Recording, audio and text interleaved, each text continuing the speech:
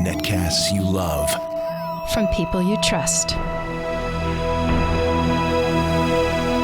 This is Twit.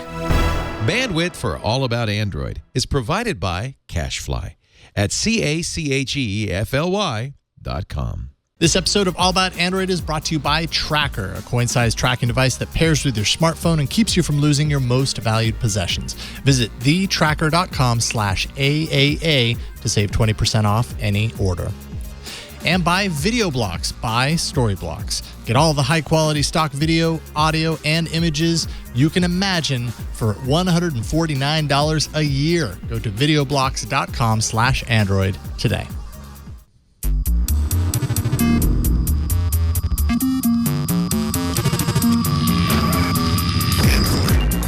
Hello and welcome to All About Android episode 343. This is recorded on Tuesday, November 14th, 2017, where your weekly source for the latest news, hardware, and apps for the Android faithful. I'm Jason Howell. And I am Florence Ion. Hello, Flo. Hi. How are you doing? I've had yerba mate, so I'm very caffeinated.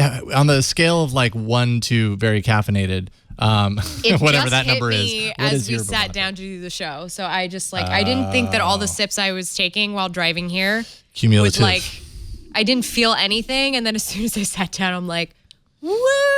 It stacks. It's going to be fun today. It stacks and hits you like a ton of bricks. Ron is he's not here today. We're sad that we're missing him, but he should be back next week. Joining us today is the triumphant, I think it's pretty triumphant anyways, return of JC Bagnell of PocketNow.com and the new show, Newegg Now. How you doing, JC? No. I'm on board with calling this triumphant. I'm stoked to be here. This has been a good media day for me. I did a little TV this morning and joining you guys in the afternoon. I saw you. You've been on the same morning show as all my favorite housewives. Yes, what morning show? What was it? Good Day LA. Good Day LA. Yeah, they had me on to talk about unlocked phones, which is insane because it's really hard to get anything on TV that's not about an iPhone. Yeah. True that. So unlocked phones. Wow, that's actually kind of a nerdy TV. It was. I mean, they gave me a full 5 minutes, and so I did this whole price breakup, and these are phones under 300 and phones over 600, and it was a lot of fun to put together. I think if you go to the Fox 11 page, you can catch that. I think they finally got it posted. Did they ask you if it breaks the warranty to unlock the bootloader? Or did they go there? Oh man, we barely got through just the explanation of. Well, you can buy a phone not through your carrier. I would have been very impressed if they had gone there, if they had done that kind of research. But they were actually pretty legit. I had a Razer phone, my Mate 10 Pro, BlackBerry Key 1, and the second I pulled out the BlackBerry, all of the anchors started fawning all over it. They'd never seen this phone before. They all got really excited about it. They all had fond memories of their BlackBerries. This is exactly the kind of conversation that I think has been lacking from smartphones for a while. Yeah. I would say this is the kind of conversation that's been lacking from mainstream media. Oh, definitely. I was sort of trying to make it anyway. I really feel like it's been lacking where we just aren't talking about these different price tiers that exist. I mean, if you think about it, a lot of the technology is being sold to you like cars. You have your high-end cars that come with all this extra stuff that you're paying for that you really don't need. You have your mid-range cars that are good on gas, pretty to look at. Good all-arounders. You have, you can have your low tiers, and this is the same with technology, and I think in lots of realms. And it's good for us to be doing this because we are informing people.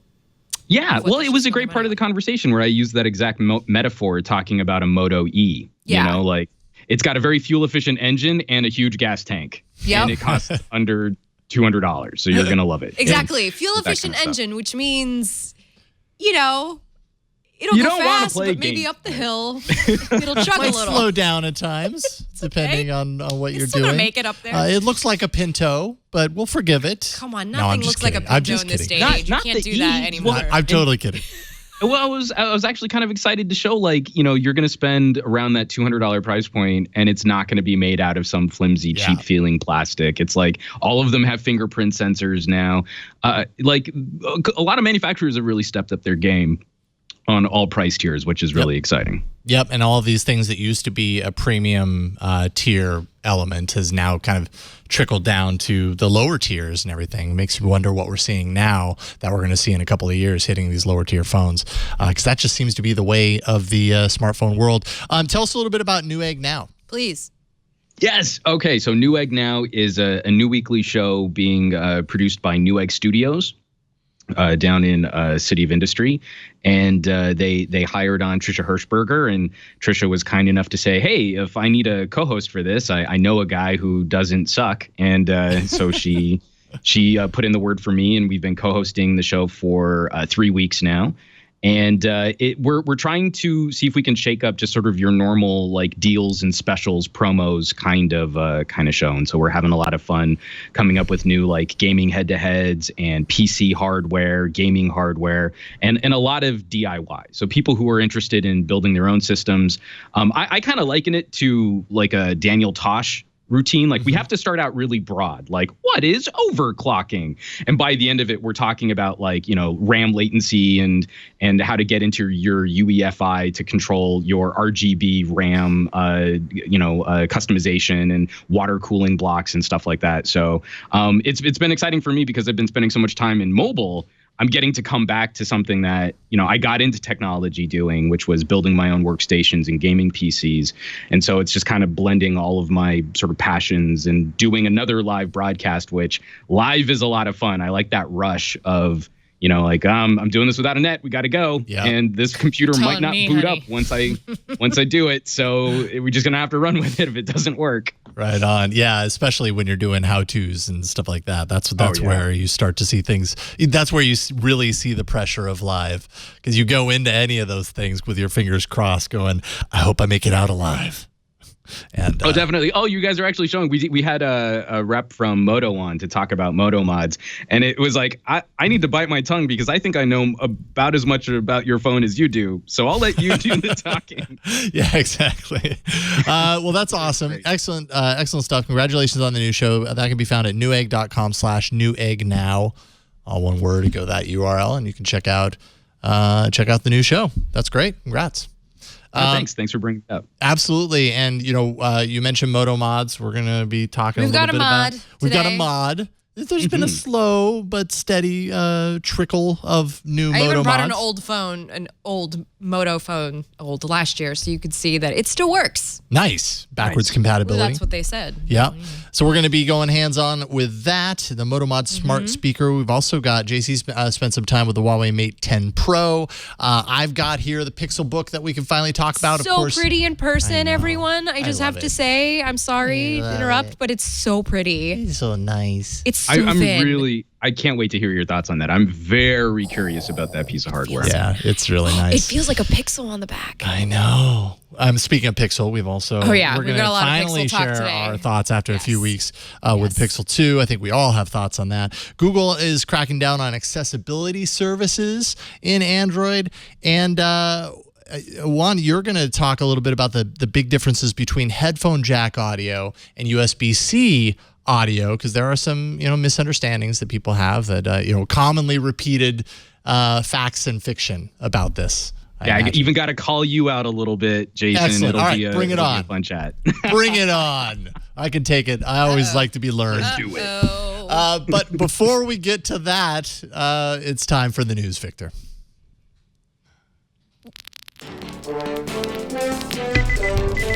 Hopefully we're not in danger of any Google crackdowns, because here's the accessible Android news. Oh, this week's news is accessible. Jason? Yes? We didn't do the Oreos. Oh, man. Okay, real quick. I'm sorry to interrupt this broadcast. Yeah, that was going to be We forgot to do our Oreo test, initial, and it is very important that we stick to routine. Hey, Victor. I feel partly responsible because you guys were so kind in bringing up my stuff. No, it was not you at all. It was purely me being caffeinated. All right. There are some people that were watching that were like, yay, they skipped that part. And I'm sorry to say, but we're not skipping it. We're going to take a quick bite. Would it be I got to say, usually listening to the podcasts. It's a breaking news. I think this is breaking news because we broke the show. We broke the show. That's awesome. Today's treat is called the Triple Double Oreo. Have you ever heard of this one? Oh no! This is like you can't make up your mind, so you get chocolate and you get vanilla, or what is that? Is that actual when vanilla? Did we get a Neapolitan? Yeah, it's like Oreo. a Neapolitan, a little. Okay, but a Neapolitan would be triple stack, and I'd be into that. Yeah. Just saying, Oreo. They're really Just tall. go all the way. They're so Oh my tall, I don't gosh, want to they're eat it. So thick. Here, go ahead. Yeah, and I'll grab one. I'll grab one. Okay, I'm sorry, audio listeners. Yeah, we're gonna try and do this so it's not. Okay, you guys chew. I'm going to vamp for you guys. I actually have to say, listening to the audio podcast that you guys put out, I have to commend you for doing such a good job of not chewing directly on top of the microphones. As someone with a little misophonia, you guys do that pretty well. Well, thank you. A, I appreciate the vamping. B, thank you, because we really try not to eat into the microphone, because I know how much people hate that. Personally, I'm one of those weird people that think it's hilarious. So, but I restrain myself. Ladies and gentlemen, This is too much Oreo. Yeah, it is. This is too much Oreo. I mean, it's just really thick. I'm putting the kibosh. You can't do this. This is not okay. It's like a Big Mac. It's like with the layer in the middle. I don't want a Big Mac. There's a reason I don't eat Big Macs. Well, there you go. Yeah. I mean, there's All right. plenty of reasons I don't. I mean, eat Big I Macs, also but- just kind of think it's kind of a bland flavor. So I It don't doesn't. know. It is. It's just. It's 5. chalky and it's too much. This is a 5. I agree. 5. But I'm gonna finish Middle it of the road. because Jason has the first news item. All I'm gonna right. finish it.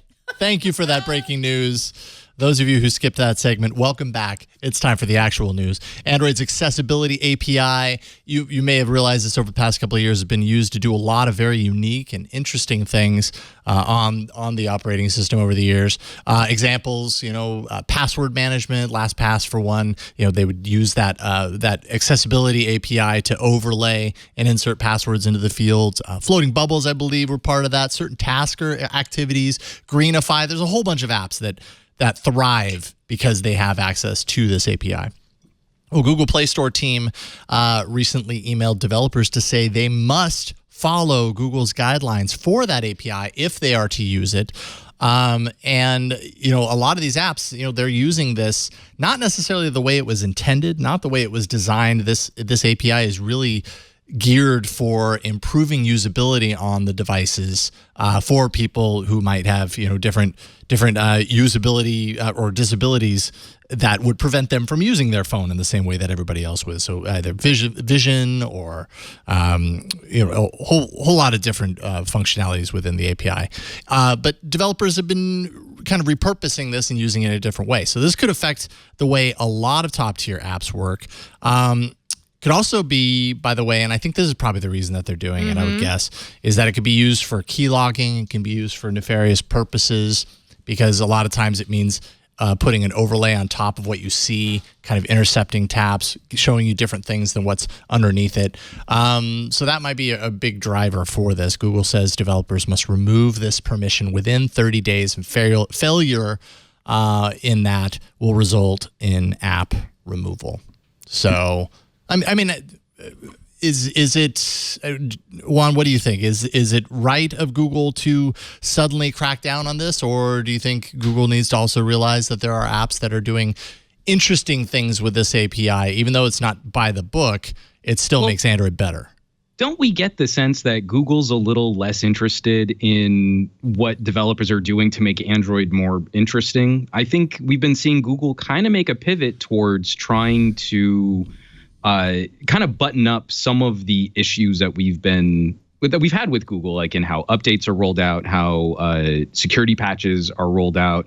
And I think one of the ways that we're gonna see that is by kind of closing up some of these issues. I mean, I know in the XDA article they said, well, LastPass probably isn't going to be affected, but that was a part of Oreo, was getting these types of password managers integrated into the OS in a way that was sort of properly secured, not through some sort of, I don't want to use a word like misuse, but creative use of an API. I think we're going to be seeing a lot more of this head-to-head developer versus Google kinds of interactions as Google themselves are trying to make the play directly to consumers with their own products, and then sort of reining in what manufacturers can do with Android. I think it only makes sense that we're going to also see them start reining in developers on what they can do with Android.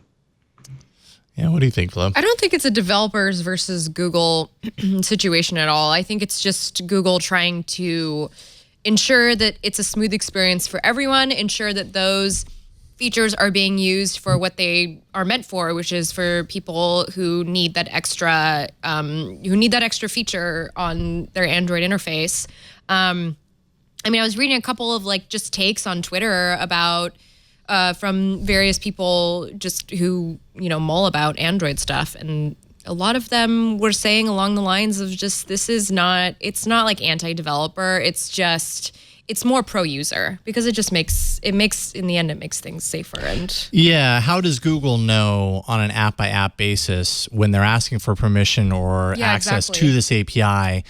How does Google know from its perspective that the developer that is requesting this access outside of their guidelines is doing it to present something that's useful to a user versus doing it because they have nefarious, ideas for how to intercept or keylog? Yeah, and I don't mean that I think Google's going to go after developers, but I mean, exactly to your point, Flo, because I completely agree, is the sense that a vast majority of people are probably interacting with Android in a very specific way. And that means a tiny minority of people are going to be affected by these types of security policies. Like I've got a couple of friends that are really into Tasker. If Tasker is crippled in any way, they're going to be very upset. But they represent such a small piece of the overall Google pie, the Android pie, that we really do need to talk about Android as a consumer-facing product. You want to make sure that more people are protected. And unfortunately, that will mean stepping on some toes. I agree. Android I think pie. What they might be doing is, I'm assuming maybe LastPass got through, that they just have a team of people who are curating what the apps are doing. I mean, this is an interesting dance because we're basically talking about this store that's super open, like becoming more and more closed, and that within itself creates issues because like that's hugely against the philosophy. Maybe the legacy. The legacy, that's the perfect word. It's the legacy of the Play Store, that it's just this open marketplace. But for Google to really become this like consumer powerhouse, it needs to put those protections in place the way that Apple has in the iTunes or in the now Apple App Store. Protecting people from there being too many fart apps is like it is a consumer protection in its own way. No such thing as too many fart apps. Because the thing is when you have lack of quality, that eventually permeates like through other avenues. And I mean, you are the company that you keep, okay, ladies and gentlemen. So if you're keeping bad apps around, you're keeping that company and emboldening that kind of company, and you don't want that around these parts. You want a nice, smooth experience. Mm-hmm. That's true. Well, and that's been Google's big trend and what they've been going towards. And the Pixel devices is just one example of that. They're definitely kind of moving towards the Apple model, and let's say, offering exclusives, which is going to upset a lot of Android faithful. But I don't even think it's necessarily moving towards the Apple model. Just Google taking more ownership of their product. Yeah. Right. Yeah.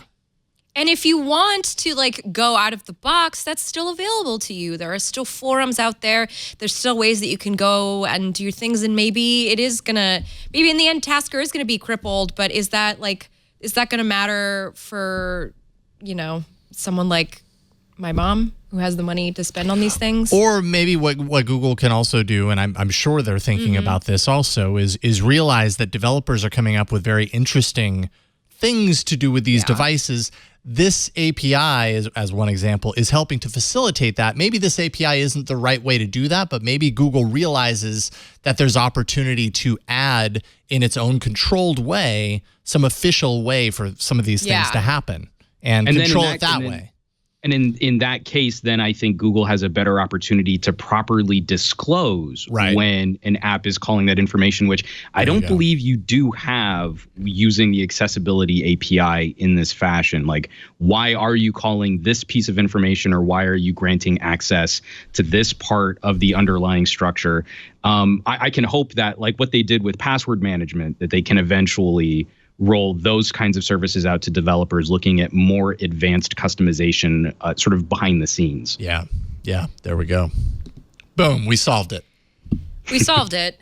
We solved it for Google. You know what else Google solved? Google solved the problem of wrangling the family together for dinner because now you can use your Google Home's broadcast feature to call out sweet to everybody at home. Ding, ding, ding, ding, ding. Through the Google Homes that are connected inside your house. Now, I'm telling you, I'm definitely going to be an annoying parent. So the way this works is this broadcast feature is rolling out right now to Google Home units. It works in the same vein as any other command. You would say, OKG, broadcast, then say whatever you want, played back on all the other devices in the house.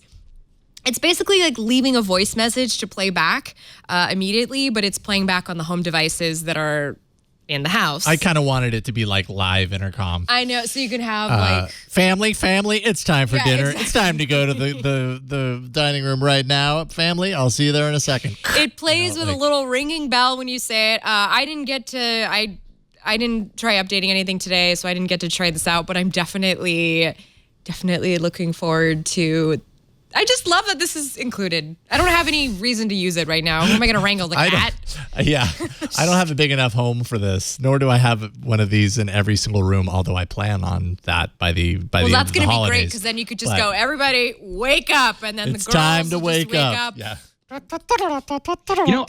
thought that like this wouldn't be something, but it was literally 2 days ago. My wife's getting our daughter ready for bed, and I can hear my daughter kind of yelling, and I'm trying to call up like, "Hey, do you need some help?" And my wife couldn't hear me at all, and I just kept thinking like, if I could tap in to the speaker on, my daughter's, we have one of those like nanny cams, and like you'll use my phone to do this, and you're like, oh, but that's exactly what they're talking about with this Google Home thing. Like I'm still nervous about ubiquitous microphones all throughout my house, but that was exactly the kind of use case that I think would have been beneficial. Live intercom must be next. Just make it happen. I am tired of the intercoms. It's weird leaving a being, little voicemail.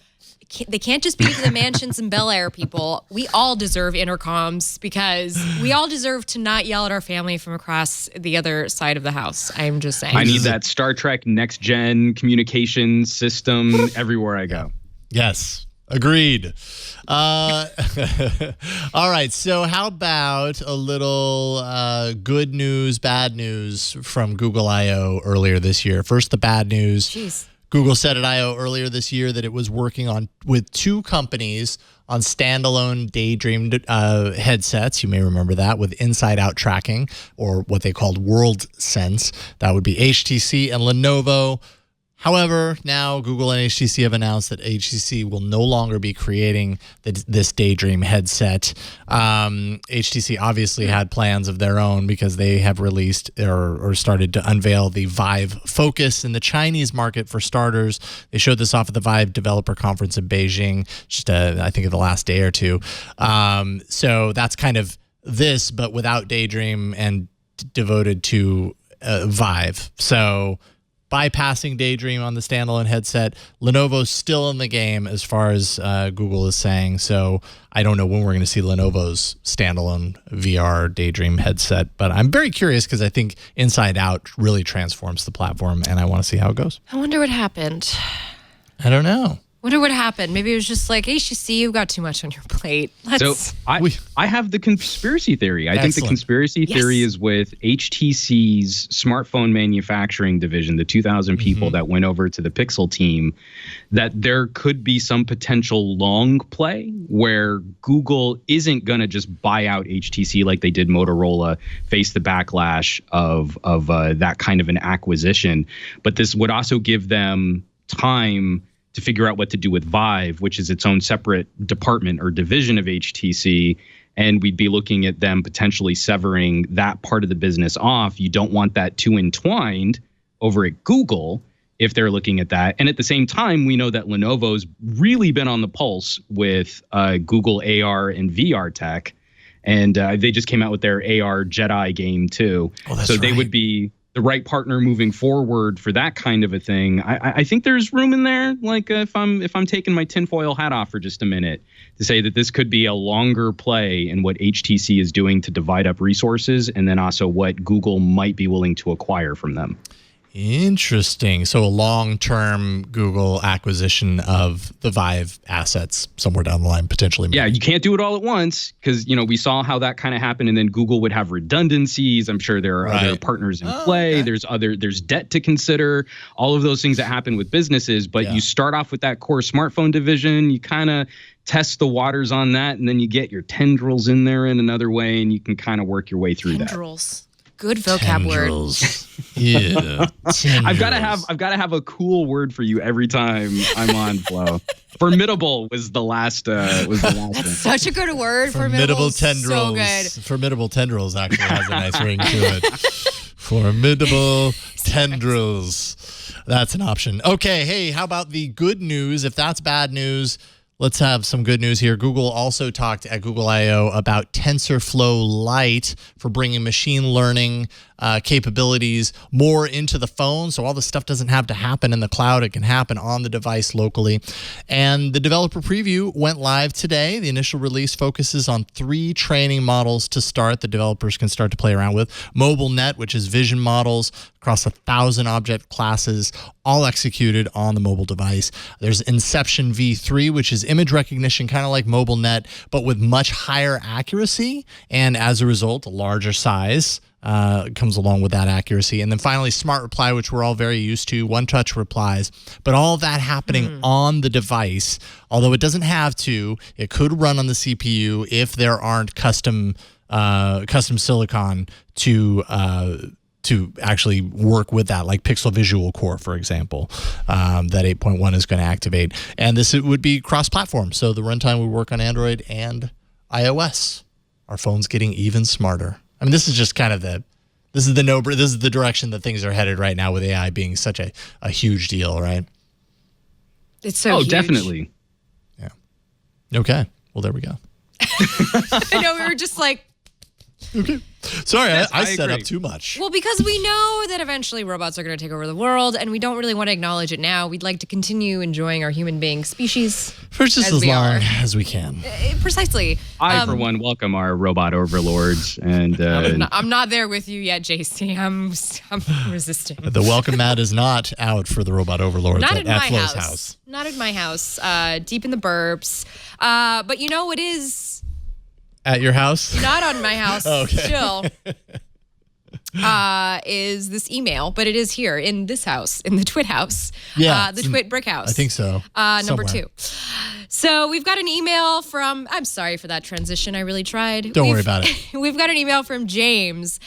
James writes in, I have no problem spending a bunch of money on tech. But when flagship season rolled around this year, I really wasn't truly excited about the value proposition of the current batch from the Samsung bloatware batch. The problems reported with the Pixel 2 XL, and There was a little aside there that I there's probably a should have little pulled out. aside. There Then, we go. ellipses, then I took a second look at the Essential phone. With the recent price drop and the fact that they have done a lot of software updates on it, recently I had a glimmer of hope. I got it 2 weeks ago, and while there are still a few little software bugs I have noticed, none of them rise above the minor annoyance or make me regret spending only $500 on a flagship quality device that I would have never heard about if I didn't listen to you. Oh, shucks. That's us. Also, given the cadence of updates I've been getting from Essential is better than what I even got from the Googs on the 6P, giving me reason to hope that as bugs continue to get squashed, the experience will only continue to improve. Thank you for providing excellent coverage on the whole Android ecosystem and not just the big guys, and Essential owes you for at least one sale. All right, James. Nice.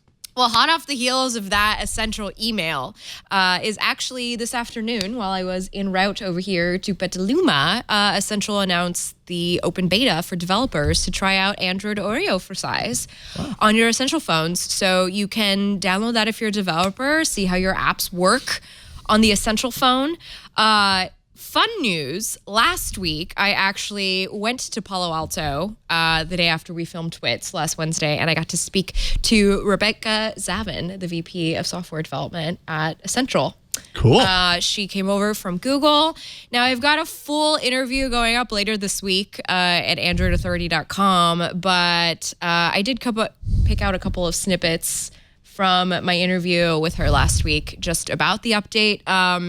So this is a beta for folks who are enthusiasts. Essential said that they think they want to do that beta, and that while they finish out the balance of issues on getting it right for the consumers, they're handing it out to developers, kind of help them suss out the kinks before it's fully launched. And they also said that camera updates are going to be coming through the Play Store, not through the software update. So if you are waiting for those camera updates, you're going to get them through an app update, so you don't have to worry about whether or not you're on the latest builds with developers, because Essential is going to take care of you. And actually, the way that Rebecca explained it, the two teams, the software team and the camera team, they've both been sort of sequestered out from each other, so that camera's on its own development track and software's on its own development track. So it's kind of nice to be able to resources where they need to go. That's really smart. I was a big fan of when HTC started peeling pieces off of their software and putting them up in the Play Store. That's a good point. I forgot that they were one of the first third parties to really take that route back in the day. Yeah, and actually you can find that app in the Play Store. It's just called, this doesn't make any sense, called Camera. Anyways, it's by Essential Products. Hey, they named it appropriately. So yeah, apparently those updates are going to be coming through, and at least they're paying attention to one of the big complaints that happen and addressing it.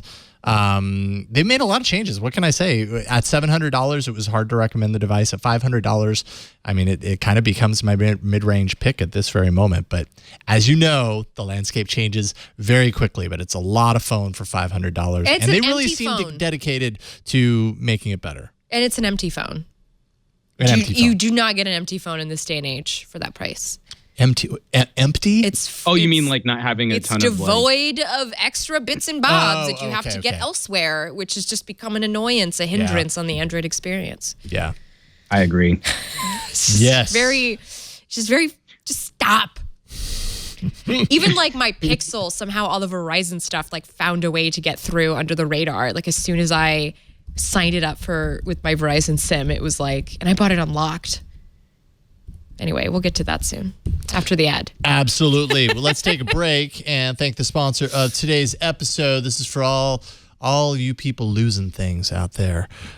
This episode is brought to you by Tracker. Your phone, your wallet, your keys. If you're like me, you've lost them all at one point or another. You know they're plotting against you, hiding somewhere, trying to make you late for things because they go somewhere, they have a party, and you're not invited. Well, 8 years ago, Tracker changed everything when they released their first tracking device, and now they've done it again with the all-new Tracker Pixel. With Tracker Pixel, you'll never worry about losing things again. Tracker Pixel is the lightest Bluetooth tracking device on the market. You just place Tracker Pixel on whatever you tend to lose. Your keys, your wallets, your remote, all of the above. It's small enough to fit on your smallest items. And when you misplace an item that has a Tracker Pixel attached to it, you just use your smartphone. There's an app that you load up, and a 90 decibel alert will help you find that item in seconds. It even has powerful LED lights so you can find your item when it's in the dark. And if you happen to lose your phone, kind of the reverse problem, just press the button on your Tracker Pixel that you have, and your phone will ring even if it was left on silent. You can even locate your item if it's miles away, because every Tracker user is part of the largest crowd locate network in the world. And Tracker's 30-day money-back guarantee means you truly have nothing to lose. So go to thetracker.com/AAA to save 20% off any order. That's thetracker.com/AAA, and you'll get 20% off. And we thank Tracker for their support of All About Android. All right, we've got a heavy... I mean, there's so much hardware in this hardware section. It's heavy, I can't even lift it. Let's get into hardware.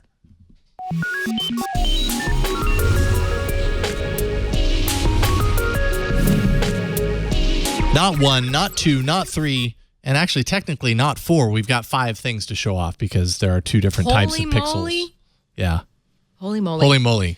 Go for it. We're starting off with the Pixel 2, which is the phone that I've been using as a daily driver for the last couple of weeks. Me too. Here's the... Darn it, why does... It's okay. Don't text me when I'm on air, people. You know my schedule by now. It's the worst. It's my mother, by the way. So I've been carrying the Pixel 2 for the last couple of weeks. Look at this cool little case I found on Amazon for like $7, by the way. Very, very nice.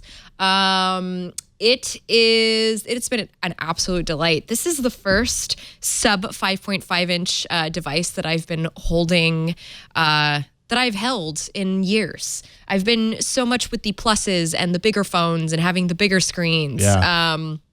Now going in the opposite direction, you think? Yeah. Now going in the opposite direction. I like it smaller. I've decided that with all the stuff that I'm carrying, smaller is better.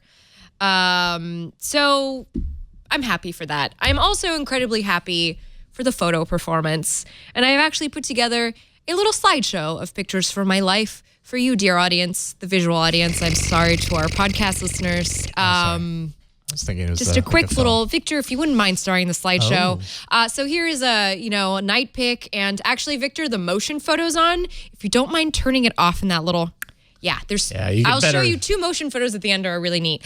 So this is low light photography. You can go to the next one, just kind of inside of a bar setting. This is, I went to the Norse Theater last week to see Jeffrey Eugenides, I believe is how you say his last name. He's an author, speak, and I was just really kind of wowed at how clear it came out in the pitch dark theater with the Pixel 2. We can go to the next one, Victor. Thank you. This is just in an alleyway. As you can see, the lights are a little like bursting there. They're, little exposy there, but otherwise there's lots of detail in the photo.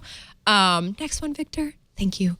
Here's just the that's sky. pretty sweet. This was Look at that. Sunday morning, San Francisco, which is like my favorite time. Dang, that is a really great picture. Victor, the next one is really nice too. There's the Transamerica. This I just took out of the lift. I was just snapping photos out. Victor, we can go to the next one. This is a zoom in photo. Actually, Victor, if you don't mind zooming into this one. You can kind of see like how pixelated it gets when you zoom in. So the zoom quality isn't like my fave. This is definitely one of those instances where, we've been talking about like the Note 8 and the OnePlus 5 and how they have that double lens on the back. Like there's a reason that double lens works is because you can do this sort of zoom in without it fraying. It's kind of a fray effect. You know what I mean? That digital fraying. Yep. But I still took it. It still took a motion photo. The next one, this is a selfie. I just wanted to show you what a selfie looks like. This is there's a beauty mode, by the way, built in, which kind of like smooths out your wrinkles. That. Yeah, it's normally like I turn beauty mode on. Yeah, and you can actually use it in portrait mode too. So if you feel really self-conscious about like wrinkles or scars, which we all do, and it's totally fine, but you're still beautiful, by the way. Thank you. You can use the little like airbrush feature to sort of like face retouching. Face retouching, yeah. And I like that it's not called a beautify feature. It's called a face retouching feature because you are beautiful no matter what anybody says. Nobody should tell you that you're not. Next one, please, Victor. Here's just a picture I took indoors of one of a person I work with at a space that I work with in a Jabba Hut outfit because I just thought it would be fun to show off this photo. Oh, wait. But Victor, this is a motion photo. So turn this one on because I want to show you why I like this. So I love motion photo because I took the still of the moment, but then I also have this animation that I can export as a video, 2-second video. And what I've been doing with the videos is actually uploading them to Instagram stories. And when you upload like a bunch of them in succession over the day, it strings together this nice little like soundless story. And that's kind of how I feel like sharing on social media like Instagram. Is I just want to share snippets of what I'm doing. I don't want to get so much into like, the sound and the volume and all that. Right, I don't want to host these moments on Instagram. Yeah. Good way to put it. That's exactly it. And then this last one, Victor, if you don't mind, is just again the motion photo. It captures the little like candle flicker. Like it's just like a cool little animation of a moment and you don't have to think about it and the phone does it for you and it's all embedded in this 4 megabyte file also what's interesting about this is that we've been used to for the last couple of years in Google Photos seeing how it will like auto I don't know what the word is for it, but it'll take a video from the beginning or the end, or maybe it's the sequence of images, and it will line them up. So it'll animate them, but it'll force everything to kind of stay still, which means skewing some things in the background. So when you watch this is all happening on the device as far as I know. I didn't use the still feature on this when I exported it, because when you use that feature, it crops the video and then it looks weird like on social media. So I've been saving them full, just giving into the jarring effect. At the same time, and I'm sorry to interrupt you, but I wanted to say you can see this is how the camera works when it's snapping the photo. That's how it's stilled. Like that's how it was holding still for whatever, the shot that I was taking while moving my hand. Yeah. It looks really good. It does this weird little warping thing when you look at it, which can be a little, depending on what you're capturing, can be a little strange.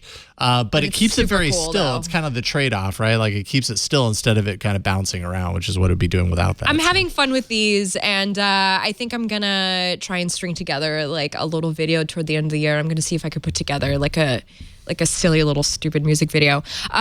One other thing is battery life on the Pixel 2. You guys, the milliamp hours has completely escaped my mind. It's a 2700? Thank you, JC. So battery life, I would say, is about on par with the Pixel XL when I first got it. Towards the end of life there, the XL, I never factory reset. Like within a year, I let it run because I need that experience. So by the end of the time there, it sort of was... It always deteriorates. Well, because I had a lot of background stuff from apps I had installed that I didn't, whatever. With this clean build, I still, battery life is really good. This is, by the way, I wrote a little thing about my experience for Android Authority.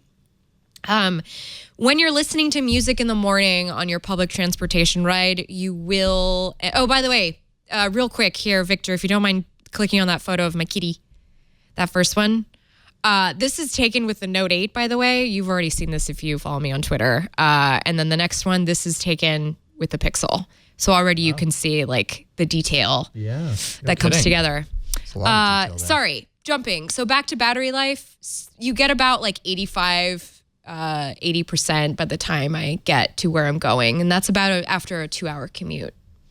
So, and I have been using, I bought a couple of dongles for the headphones that I have. So I just have the dongle in my pocket and the phone stays in my bag.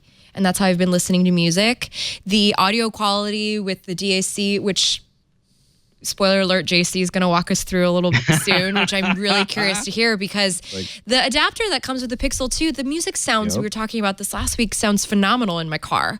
I can finally blast music again, which I haven't been able to do just through Bluetooth. I was actually a little upset that Ron wasn't here for me to spar with his Bluetooth everything, kind of stance on stuff, but it's okay. We'll still be able to chat about it. Well, and I'm just doing the Bluetooth thing with my headphones because A, it's cheap. You can buy the adapter for $8 on Amazon now from brands like Best Tech. And B, it's an easy way for me to just kind of use, I'm a person who needs stuff in different spaces. So I put headphones by the door that always have the Bluetooth adapters in them. And then I have my Bluetooth sports stuff always, charging upstairs. So I just got to make sure I always have headphones on me. My last sort of closing statement of the Pixel 2 is that I really feel like this has just become the perfect marriage of the Android operating system and the way that the phones look, the Google phones. Because when you are using this UI, the way that it's 6 o'clock right now here in California, and the way never mind, actually. I thought the notification shade was going to change, but the way that sort of the notification shade looks, the colors, the material colors, the way that the UI works, the transitions between screens, it all fits with this phone no matter the time of day. It's just this really nice, perfect synergy. And I really feel like Google's found its groove. The only thing it really needs to do now is put some marketing behind it. But to its credit, I can't tell you how much smut TV I've watched, and every time there's been an ad break, there's been a Pixel commercial. So they're doing a good job with that. I have never seen Google commercials on like my smut TV channels, which just to be full disclosure, are channels like Bravo and E. I really felt you calling them smut channels because it needed a bit more is explanation. I am, whatever. We all know what I consume, garbage television. But the fact that like that's the demographic that is being advertised to is very important because, ladies and gentlemen, 60% of the people who buy electronics in the household in this country are women, and those are the women watching those channels. And I am happy that they are knowing about this stuff because I want these commercials to be, I want it to be in Vogue. I want it to be there was a Google Pixel ad in Martha Stewart magazine the other day. I've never seen that before. So anyway. Yeah, Google is doing a much better job with that, where it's really my biggest complaint with a lot of manufacturers like HTC and LG. Yeah. It's not that I think they make bad products, it's who knows about them. Right. And that needs to be a top level situation. Like we all talk about these products on YouTube and on streaming shows and on podcasts and stuff, but I can't do all of your advertising for you. You have to reach out to consumers too. The people spending the money. Well, I mean, we're spending money too, but there are the other subset, and I don't want to roll on this too long so we can get together, but I do want to say, which I tweeted about today, I'm having a very hard time convincing my mother to get a Pixel 2 because she's so enchanted by the promise of the Samsung device. And that's all that that's what she has grown to know and what she's grown to be used to. And like, that's a thing that I'm dealing with now is how do I sell the Google phone that everybody knows as like, but the Samsung's a good alternative for a lot of people. And I know, for a lot of I people, it's not an alternative. Samsung but I want is my the mom thing. to come into my ecosystem. Come into my ecosystem. I mean, what's kind of hilarious is that we can actually say that in Android land, it's not that you're in the Android ecosystem. Yeah. If you're in Pixel land, you're speaking a slightly different language or a different dialect. I want of Android everyone than in my Samsung life land. on Google Photos. I want all of us to have like one family account, like one big family library. I want all of that interaction to happen. My dad has already said he's going to let me like equip the house with a bunch of Google stuff. So I'm going to take them off Amazon because I need them to be my guinea pigs for this full like. You're going to remove the Amazon IV. And with all the hardware that we're going to talk about for the rest of this block, this is what Google is trying to sell now is this whole family of devices that work together. I've got third-party speakers now with Google Assistant that are working with this phone. I am locked in. I am locked in here. I'm not leaving. Yeah. Not leaving. Yeah. All right. So that's Pixel 2 or the Pixel 2. JC, did you play around with this device real quick before we move on? I did the review for the smaller Pixel. It's Pixel 2 for Pocket now. I really liked it. I was concerned about the material, the coating on the back. Mine chipped really easily. And we did end up having to send mine back because mine had a mic problem. So we were going to keep it for my wife. She loved it. She really liked it until we got all of the videos back from Lex's first night of trick-or-treating and there was no audio on any of those videos that we couldn't have known that in the moment. So that was kind of a major disappointment. And and again, that we just got unlucky with that, but it had already happened after I was done reviewing it. But to your point, Flo, it's like phones like the Pixel 2. And then I also spent a little time with the Sony Xperia XZ1 Compact, which is a terrible name for a phone. I'm really digging that quick burst, small screen kind of usage. They're not phones that I find myself diving in for like, I'm going to get lost in social media or I'm going to watch a ton of videos or I'm going to do a whole bunch of things from this larger pocketable screen. It's I pull it out of my pocket, one quick interaction, punch out a text message, reply to an email, something very, very time efficient, and then it's right back in my pocket again. So even though they don't have the biggest batteries, I find that they last me longer through the day just because I'm not sort of tied into this notion of getting distracted by other things on the phone. They seem to be a bit more singular purpose for me. And I'm really starting to appreciate that getting to done feel on phones like the smaller Pixel and the Sony and some of these other smaller phones. That's an interesting point, but that's true. I would agree with that. Sometimes on the smaller phones, I end up using them differently. Just really, I'm not going to live my day through that phone. Oh, I definitely do. Oh boy, everybody uses their phones differently. We know that. Hey, and everybody uses their laptops differently, which is why a Chromebook or a PixelBook, which is what I have here covering my face, might be good for some people and might not be good for other people.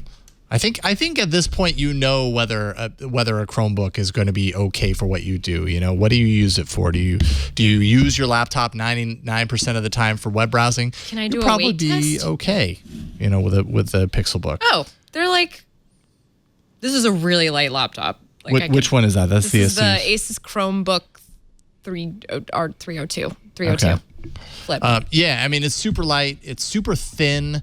I brought this with me on a trip over the weekend, and I mean, you pack it in your backpack, and you hardly know that it's there. Feels nice. It's got really nice materials to it. I wonder how much of your like human oils, how that's gonna wear over time. Yeah, because people watching online, like it's almost like a tacky rubberized kind of pad on both sides, which feels nice, but it's a different feel than like the back of the Pixel phones. Oh yeah, it's rubbery. This is like full on, like kind of has a rubbery like a quality silicone, to it. yeah. I love the trackpad, although you can see it comes right to the edge right here, and I have a few times like where I'm trying to keep my hand still, I'm using the trackpad, and my thumb simply being there I don't is like enough that. to No, trigger it. that's not okay. I mean, it didn't happen very many times, but it happened a couple of times. I was like, oh, well, that's kind of annoying. We need bezels on the whatever. trackpad. Yeah, there's one angry guy on YouTube who just screamed "deal breaker." Yeah. And, There's always that person. There's a little assistant button that I can go ahead and hit that, and you can see my assistant popped up right there. I still have to hit the microphone in order to get it. I kind of wish that I could just go like this and have it fire off the microphone. Well, maybe later they'll add an option, but that makes sense because you're not going to want to like talk to your computer when you're at a Starbucks. You're going to want to like type a question to Google. Yeah, I know, but it's just not how I use the system. I'm so used to using my voice at this point. So every time I hit it, I'm like, so tell me blah, blah, blah. And, I realize it's not. Do you ever hit it like pretending it's the Apple key? I do hit it every once in a while when I'm trying to hit shift or control or alt or whatever. But, you get used to that. All keyboards have little differences that you got to get used to. I don't know if it's possible to turn the light down in here for a second so I can show off one thing. Ooh, Victor. yes, I want to see this. So, okay, the backlit keys. This is a little bit of a complaint that I have, and I don't know how it's going to come across on video. Is it possible to turn down the lights in here? Oh, sorry. Sorry, I'm throwing a new wrinkle into the whole deal, but Alex is here to save the day. So, okay, so in order to change the backlight, you have to hold down Alt and this is normally screen brightness. That's like that on the Chromebook Flip. Yeah. So that's how they save space. So there's full on, and in a dark room, it looks pretty good, but you can kind of see there's some keys, and like I said, it's really... If you're using a laptop, you're rarely ever looking straight down on it, right? You're looking at it from an angle because it's laying on your lap. And when you start to put it at an angle, in certain environments, little dropouts happen with the keys where, and again, it's honestly showing way better on the camera, probably because of the iris and everything, than it does in person. But I see all these little keys that basically disappear. So there were certain times in certain environments where I was using this, and I was having a really hard time like reading the keys, even though I had the backlight on the keyboard, and that got a little annoying, a few times. But again, I wouldn't say that it's necessarily a deal breaker. I just kind of got used to it. And thank you for the lights. I appreciate it, Alex. What else about the PixelBook? I've been using this thing solidly for the past few weeks here. Android apps, of course, can run on here. They work pretty well. Occasionally you run into weird little touch performance issues depending on the app. Oh, dang it. I left the pen. I also have the pen, so I was using some Android apps with the pen to do some like drawing, importing a photo and tracing over the top of it. And that's fun. I'm not an artist, so I don't know how much I'd actually use the pen with the PixelBook. But it's nice to have that. I would just say that there isn't a whole lot of support for it right now. So I guess hopefully somewhere down the line, more developers are offering more apps that are tailored for the pen. Do you think Google's going to approach this like Samsung does with S Pen? Because that kind of would create a slight fragment in Chromebooks, having special purpose-built software just for that kind of touch interface on one product and not on another? That's a good question. I mean, I don't rule it out necessarily. I just don't know if it's as an embedded of a hardware solution as it is with Samsung. With Samsung, like, it's in the device, you're going to have it all the time. Like, this is a prime example. I have the pen, but it's so big and there's no place to dock it that you really have to purposefully bring it with you. Well, the Tab S3, Tab S3 comes with an S Pen and you can't dock it. Yeah. And that is like the same class that Google's sort of going after with the PixelBook. Mm-hmm. I'm sorry, I keep forgetting the names of everything. It's okay. The PixelBook, it's the same demographic as the iPad Pro. Like, that's the demographic they're going after, is the iPad Pro demographic. Is the power user who wants mobility, but who needs to be able to get in there and get precise. And so you could spend an extra $100 for that. Yeah. Yeah. So, and imagine this being used in the educational sector. I mean, imagine, Academy of Art rolling these things out. I don't know. And so I'm glad you brought up, one like the iPad Pro, and then you also brought up education there, because Jason, I'm really curious. I'm really on board Chromebook picking up Android apps. I think that fulfills a huge chunk of the fear. Like when I can load Office apps, Microsoft Office apps, and know that I've got that kind of cross compatibility with different services, that's a huge boon for Chromebook. But we're looking at Google's offering here. How do you think that stacks up when we're talking about a similarly priced Windows laptop or an iPad Pro or another device? I don't want to make you say worth it, thumbs up, thumbs down, but is it worth it? It's a different ecosystem. Sorry, not to answer for you, Jason, but it's a different ecosystem, but it's all the same money. Yeah, it is. I mean, that's I think the big challenge, and I'm running an Android app, by the way, so you end up with a little bit of weirdness sometimes when you do that. That ends up being the big challenge, I think, for $1,000 to start, or what is it, like almost $1,100 to start for the PixelBook, is who is the audience and why are they going to spend that much money on this particular when you Chromebook? can get a Dell XPS. I think there are plenty of people that will do it. Like, I feel like what Google's thinking here is that there are a lot of people who are introduced to Chrome OS in the educational market, let's say, as one example, and they go their entire time through school using that because that's what the school has. They need something to graduate to. Maybe they go on to university and they can graduate to an upgraded version of this OS that they're very used to at this point. So it seems expensive to a lot of people who are using, a fully featured, let's say, for lack of a better word, laptop. But some people just don't need all that stuff, but they still want a very nice laptop. Yeah, and this is an option for them. I remember when I started college, which was, we'll go ahead and date me here, 2004 it was the year that budget laptops really came into the fold, and you were able to you could actually buy something for $400 to go to school with. And I mean, a lot of times that's what people spent their student aid on, is they would spend it on that laptop that could last them for a couple of years. And for the most part, all you need in college, unless you're doing AutoCAD and blah, blah, blah, but a lot of that stuff comes in later, in school. And so you have time to kind of work up to that when you just need to do documents and spreadsheets and internet research, and you need portabilities, and maybe you want a pen so you could scrawl notes when you're in a study group. I think that's cool. And it does Photoshop.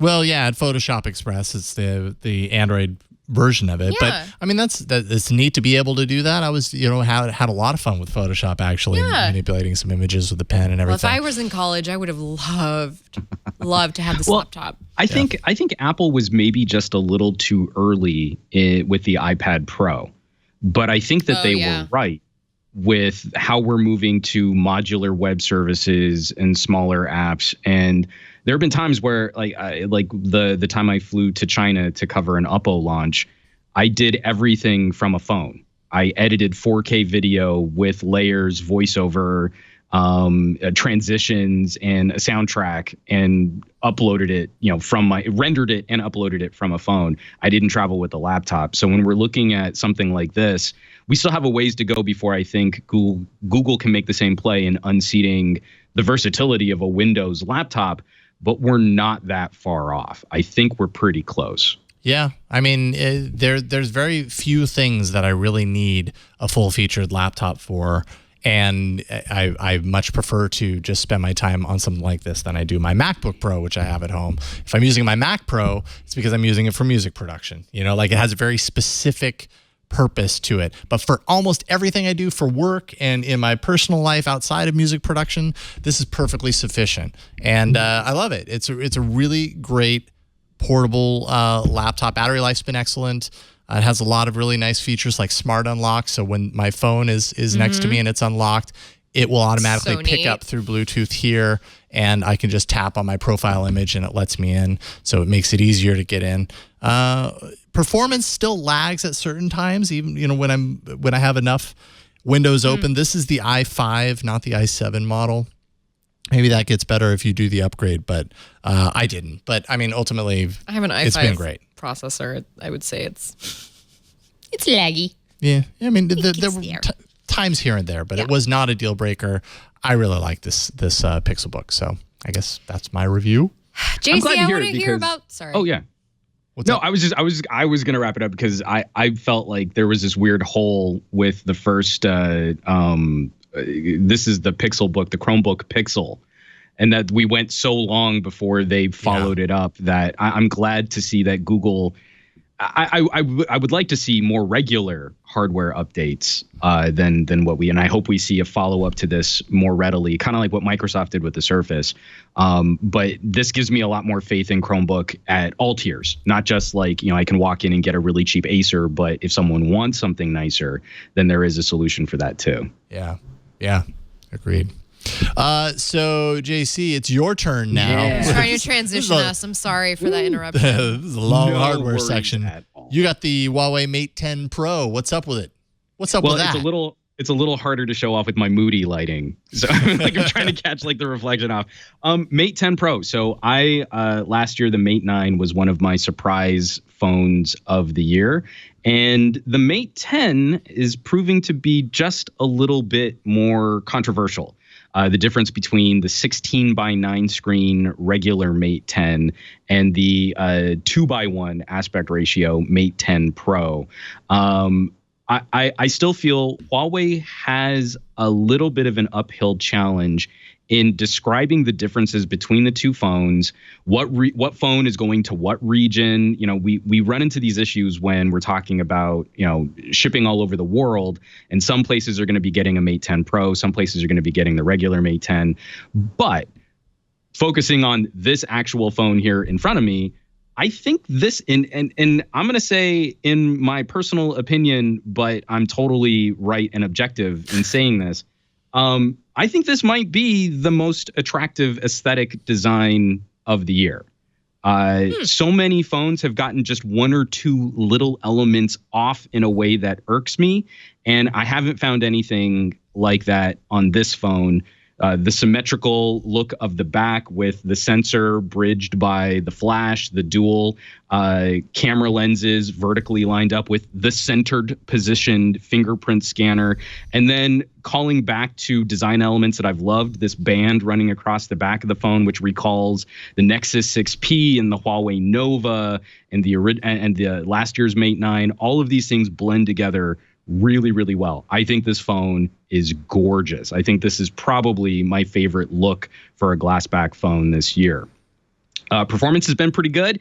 I think this has actually been something of a lateral move for Huawei. The Kirin 970 doesn't seem to be that much more powerful than the 960 was last year, but the die shrink has made this a phenomenal battery life performer. Mega huge battery capacity is 4,000 milliamp hour battery, and then this uses power more efficiently because of the die shrink and a lot of their sort of on-device machine learning code so that it's not having to hit, your data connection quite as often. A lot of these things work hand in hand.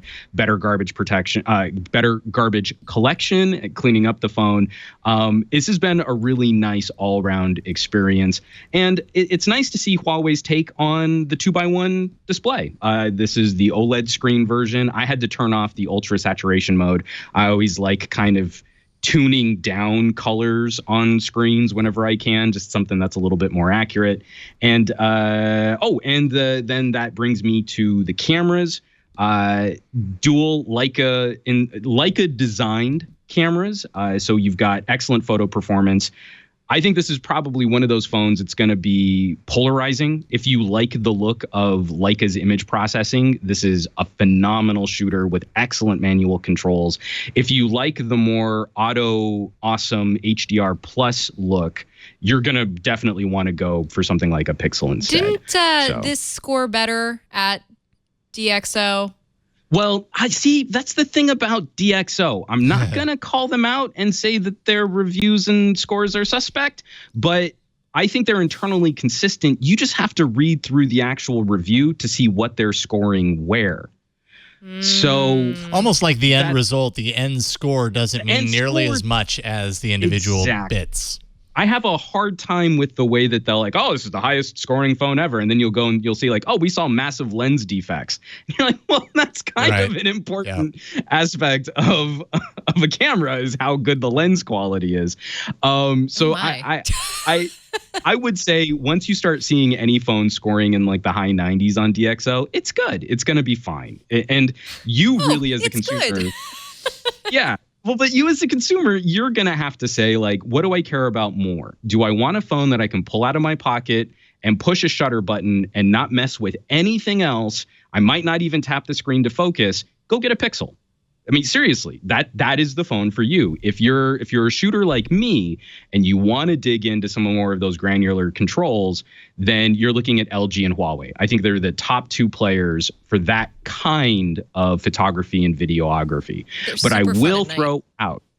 Sorry, and see, that's exactly the point. I'm glad you brought up night photography because the dual sensor setup here works really well for that portrait mode effect. Yeah. So while the Pixel image processing is amazing from a single sensor phone, this isn't doing any weird crop. It's the full field of view from the normal main camera sensor. And this is probably the best performer I found for that kind of artificial blur effect when we start getting into dimmer conditions and lower light. Oh, wow. So you can't really do that from an iPhone or a Samsung because they use that tiny little zoom sensor for the portrait mode. If you like that effect, I still think Huawei has the lead on the best representation of that kind of software. Okay. Wow. And so this is around $920 when you convert to US dollars. However, it's not available in the US. This is UK only at this point, right? At the moment, and we're still waiting to see what that release might look like. I would be very surprised if it were just the straight exchange rate. Because that's not what happened with the Mate 9. Right. And so I would expect an early 2018 launch, just like we saw with the Mate 9. And there are rumors that this could be the phone that breaks through a carrier deal, that this phone might end up on AT&T. Huawei's been wanting that. Yeah. We shall see.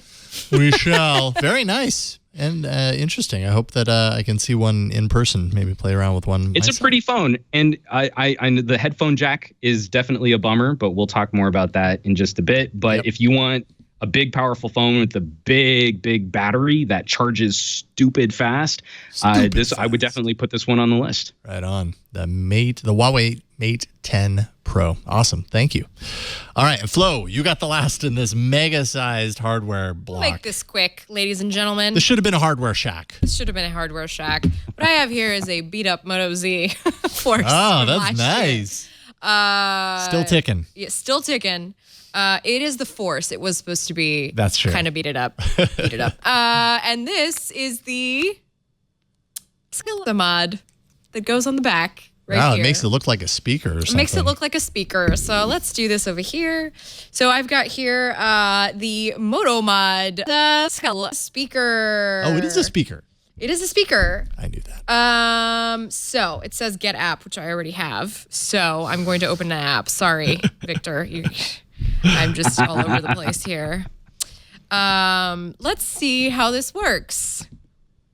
There we go. I put the product page in the doc if you want to show it. It's loading right now. I don't know why it's having problems, but I will vamp until then. So the Moto Smart Speaker, it runs Amazon. Yeah, it's got 15-hour battery, which is insane in the membrane. And it'll cost $150, which is cheaper than some of the other mods out there, actually, when you think about it. Let's see. I'm trying to... And we got to play with this one when Motorola dropped by Newegg, and the design on this I thought was kind of interesting. That, I mean, you can take it with you places, but it seems to be more of a sedentary... Like, you're going to want to leave this in a place where you're going to kind of use your phone hands-free a lot. Like, I could see this in a kitchen, for example. Not sure how I'm supposed to, like, put it. Because it's different. It's different than the JBL. The JBL had that little kickstand, and they want you to take it outside. Okay, don't do that. The screen. Oh, but the screen can't shatter, so because the force. So you're okay with this one. Hey, Skelly. Skelly. Are you on? I love all of the people's, like, the scallops that are going off now. Oh my gosh, I'm so sorry. I just realized that's what I was doing. I'm so sorry, everyone out there. It's not working. I don't understand why it's not Moto working. mods. It just works. It's very possible that I have to set it up like a regular... We got one to play with, but they were very hands-on in how we were interacting with it. So I'm wondering if there are still a few, like, I don't know, like driver gremlins or something that they're having to sort out. So it was shown off to you. Did you get a chance to hear like music through it? How did it sound? It sounded better than the JBL. Okay. It is a punchy, aggressive, loud little speaker. I'd put it up there with like one of those smaller portable urban ears. Those little Bluetooth speakers. It's a solid performer. I wonder about Motorola piggybacking on the scale bandwagon when there are so many sort of Android in-house opportunities with Google Assistant. Mm-hmm. And especially like we're watching, well, like Google Home as a solution in the Android and Google ecosystem. Now we've got Amazon trying to work in that space also. And I am still not completely sold on the phone being the portal to an Amazon scale. I'm not entirely sure what that brings to Amazon, what that brings to scale users. And I feel it's kind of distracting on Android, where it can do some things, but it kind of can't do other things. And you want to use Assistant for this stuff, but you want to use Scala for these other things. I'm having that difficulty, my own personal mental block on how would I interact with these things, and it feels cluttered to me to have two ecosystems like that. Yeah. Speaking of clutter, it's just not working. You have to download the actual Moto Scala app to use it. You can't just have the Amazon Scala app, which is insane. Well, that's like that. See, that's just it. That's like HTC and Huawei when they included a Scala. It became this like there is an Scala app. You don't want to use that. That's just for controlling or monitoring your Scala. You need to get this HTC Scala app, and then you still need to squeezy the sides of the phone if you want to and so like this is already too much. I'm just and gonna you need a SIM card, so I can't even use it because this is just a phone with no SIM card because it's a review unit I have left over. So this makes a lot of sense in why they were like, you need to use this phone when you do the demo on the Alexa because it had everything. Right, why he had it. Yeah, totally. I mean, I understand why you would want it to be connected to cellular because you want to use SL anywhere the heck you are, which I get it, but that's not cool because if I just have like an old phone and maybe I want to keep it as like a little speaker, I don't know, maybe whatever, it'll keep it around longer. Like, can't I just use it through Wi-Fi? It's the same thing as a smart speaker. But this makes me a little concerned for Motorola because I think one of the successes of Moto mods is that users haven't to date needed to jump through any hoops to install stuff. Yeah. You slap a projector on your phone and to quote another company, it just works. Yeah. And I think that making me install apps to use something like a smart speaker where even just the basic functionality of the speaker should at least fire up, it might be a bridge too far when I think there's already a tough selling point on the notion of a modular phone.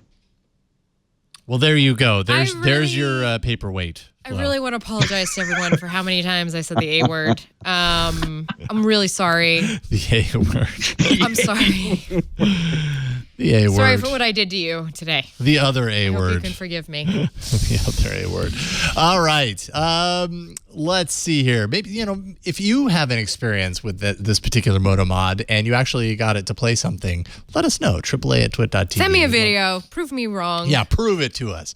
Let's take a break and thank the sponsor of today's episode. This episode of All About Android is brought to you by Video Blocks by Storyblocks. If you need sound effects for maybe you're doing a podcast, podcast production, you need some sound effects for that, or video background for your website, or a hero image for your blog. If you're a creative and you need you need these elements, but you're sometimes compromised because of budget constraints, you can get studio quality stock footage, audio, and images for a fraction of the cost with Video Blocks. We've used it in-house. Victor, speaking of Hardware Shack, put together a Hardware Shack bumper using video from Video Blocks, which is pretty awesome. A couple of weeks ago, we had a perfect opportunity to play it today, and we did not. That is my fault. Anyways, it was very awesome. You can download all the stock media your heart desires from their member library. That includes over 150,000 videos, 100,000 audio clips, and 400,000 images. They have After Effects templates, motion backgrounds, and a whole lot more. All content is royalty-free, so you can use it for commercial and personal projects. Everything you download is then yours to keep and use forever.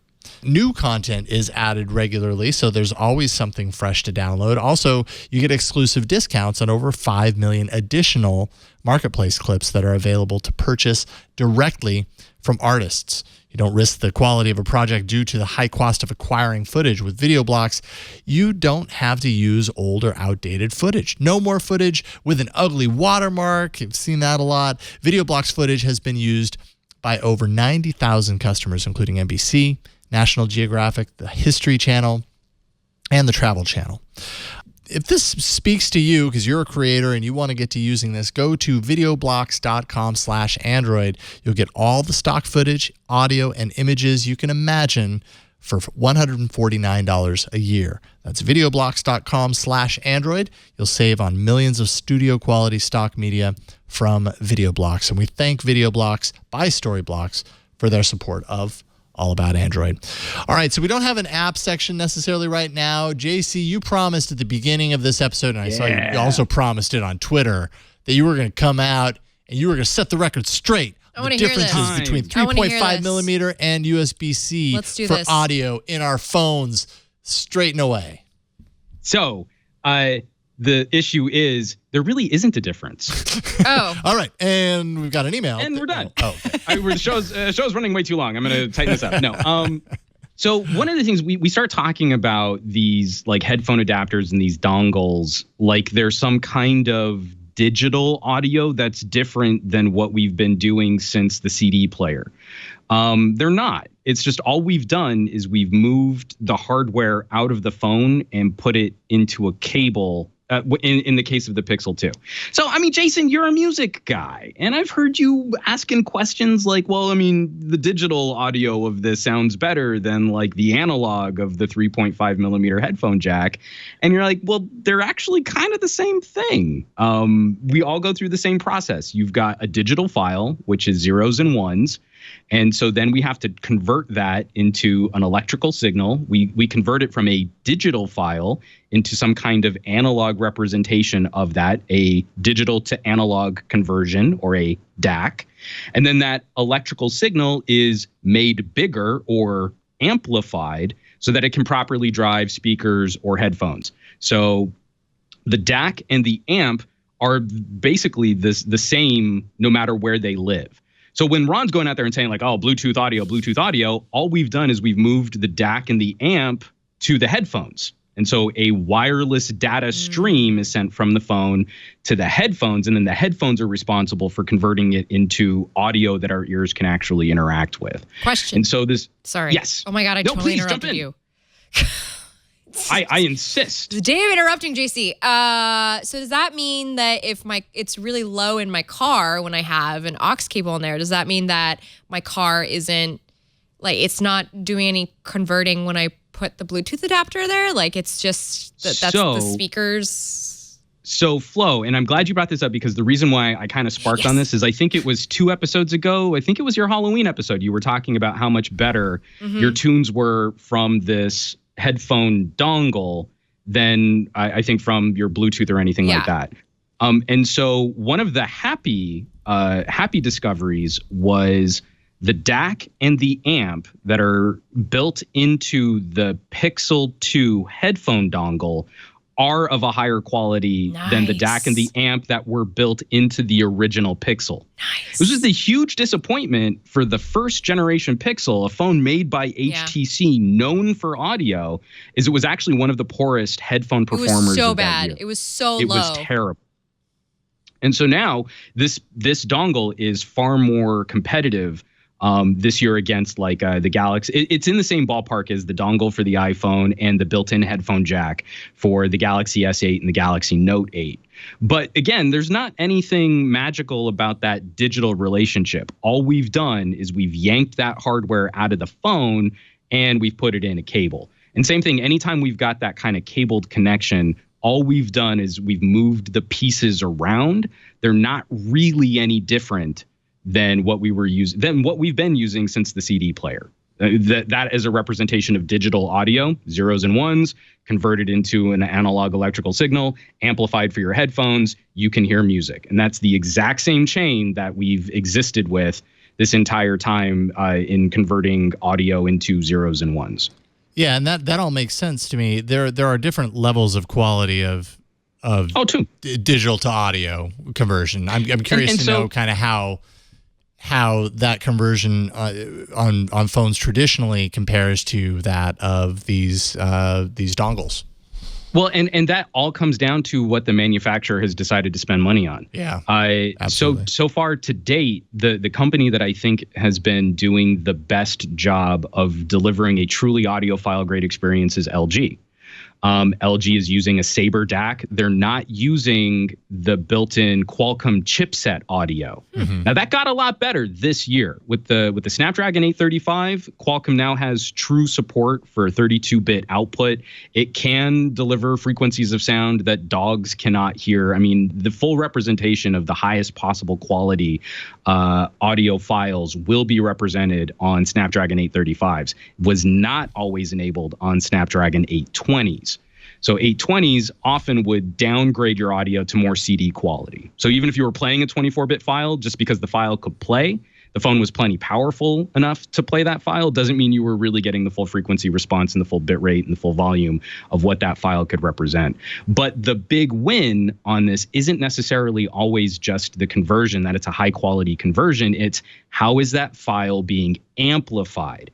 And I think that's what really gets people into a higher quality audio is you get a louder representation. It's properly driving your headphones. It's properly driving your car stereo. That's a louder signal. And from there, you also have a better signal to noise ratio in most cases. So a phone like the V30 wins on two fronts. It's a very high quality representation of that audio file, but it's also properly driving even nicer pieces of gear. Like really expensive headphones, you're really going to hear that difference in the amp.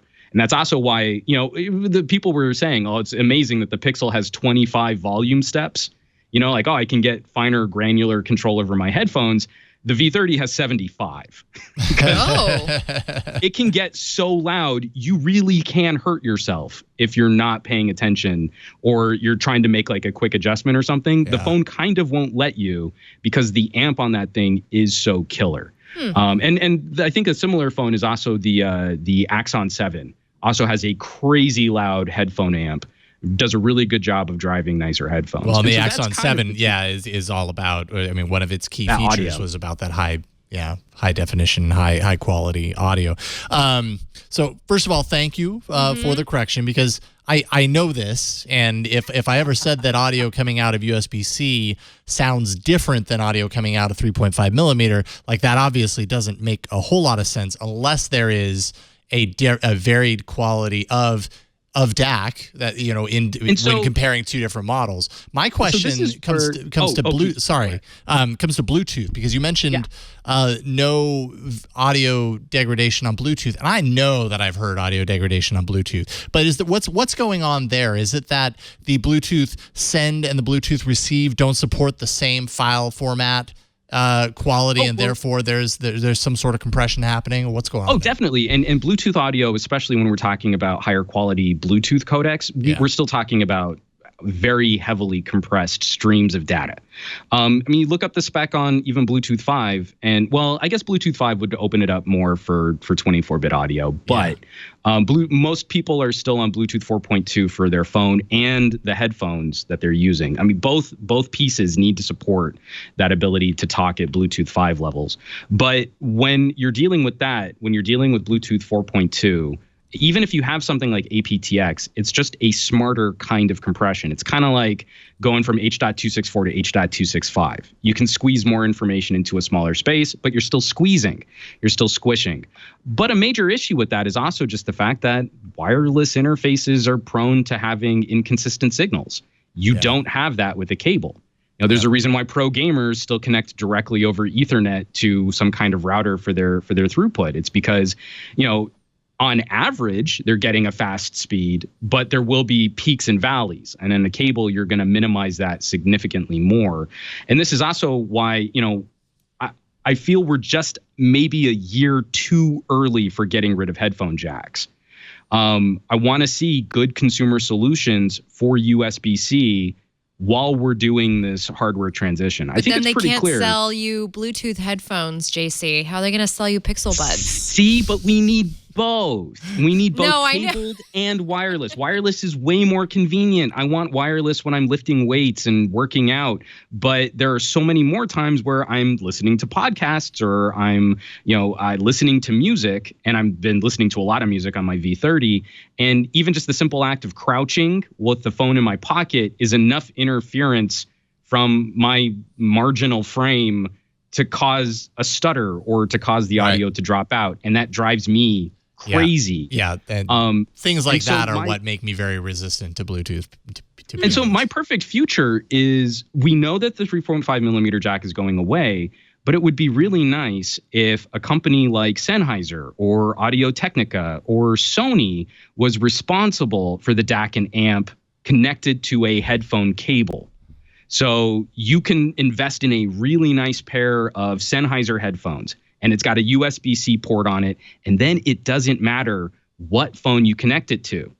You'll always have your 24-bit or 32-bit DAC with the amp tuned to drive those headphones, and you can take them to a $100 phone. You can take them to a $1,000 phone. That won't matter.